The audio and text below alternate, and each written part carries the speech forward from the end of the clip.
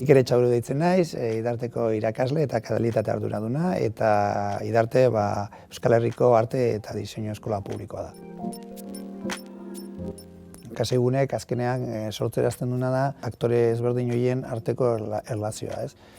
Kasigunek erakutsi behar digu lantaldean dagoen jende horri zer behar izan dagoen hemendik kanpora, ez? Erakundetik kanpora.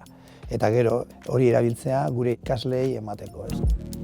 Kasigunek kudeaketa puntu bat ematen dio guzti horri, ez? Erakunde guzti hauek kudeatu ditzakeen erakunde bat behar da, eta Kasigune erakunde edo izaera hori.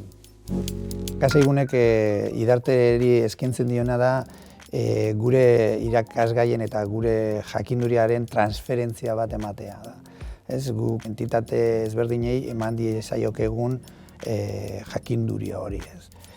Bai erakunde, bai enpresa eta bai ICC-etan dauden aktore guztiei.